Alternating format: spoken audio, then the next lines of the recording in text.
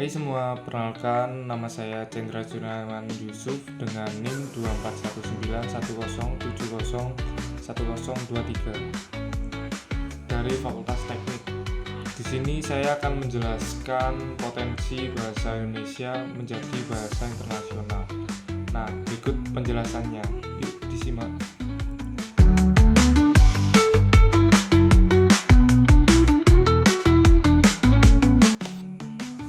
Selamat datang di video penjelasan potensi bahasa Indonesia menjadi bahasa internasional.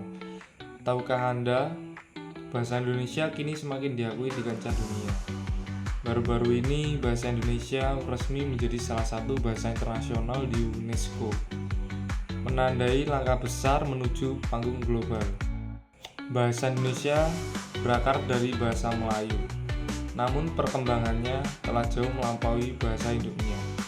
Dengan lebih dari 250 juta penutur, bahasa Indonesia kini menjadi bahasa terbesar di Asia Tenggara dan digunakan di 47 negara di seluruh dunia.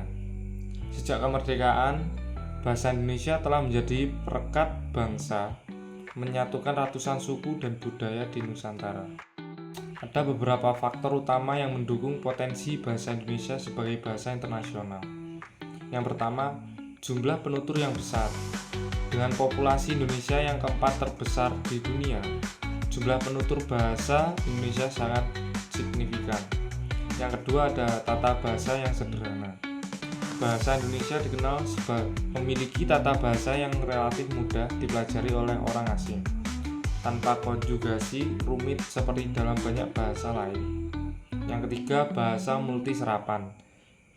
Bahasa Indonesia kaya akan kosakata serapan dari berbagai bahasa dunia, seperti Arab, Sanskerta, Belanda, Inggris, hingga Portugis, sehingga lebih mudah diterima secara global. Yang keempat, ada peran pendidikan dan diplomasi. Banyak universitas di luar negeri telah membuka program pengajaran bahasa Indonesia. Lembaga seperti BIPA atau kepanjangan dari Bahasa Indonesia untuk Penutur Asing aktif memperkenalkan bahasa Indonesia ke dunia. Pada tahun 2023, bahasa Indonesia resmi menjadi bahasa internasional di UNESCO, sejajar dengan bahasa-bahasa besar dunia seperti Inggris, Prancis, Arab, Mandarin, dan Spanyol.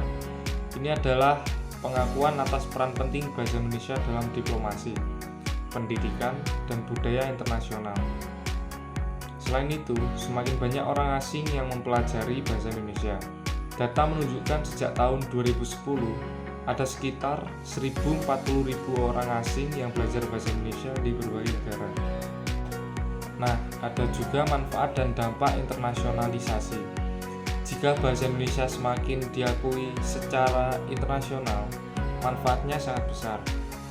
Contohnya yang pertama, mempermudah diplomasi dan kerjasama internasional. Bahasa Indonesia dapat menjadi alat diplomasi budaya dan ekonomi yang efektif. Yang kedua, ada meningkatkan pariwisata dan investasi. Wisatawan dan investor asing akan lebih mudah berinteraksi dengan masyarakat Indonesia. Yang ketiga, ada meningkatkan citra dan martabat bangsa. Bahasa Indonesia menjadi identitas bangsa yang dibanggakan di mata dunia. Tantangan dan peran masyarakat yaitu, namun upaya ini membutuhkan dukungan semua pihak, pemerintah, lembaga pendidikan, dan dunia usaha dan masyarakat. Kita sebagai penutur asli harus bangga aktif menggunakan dan memperkenalkan bahasa Indonesia ke dunia dengan kolaborasi dan cinta terhadap bahasa sendiri. Target menjadikan bahasa Indonesia sebagai bahasa internasional pada 2045 bukanlah mimpi belaka. Mari kita dukung bahasa Indonesia untuk terus melangkah ke panggung dunia. Bahasa Indonesia, bahasa kita, kebanggaan kita, identitas kita di mata dunia. Sekian video dari saya. Terima kasih.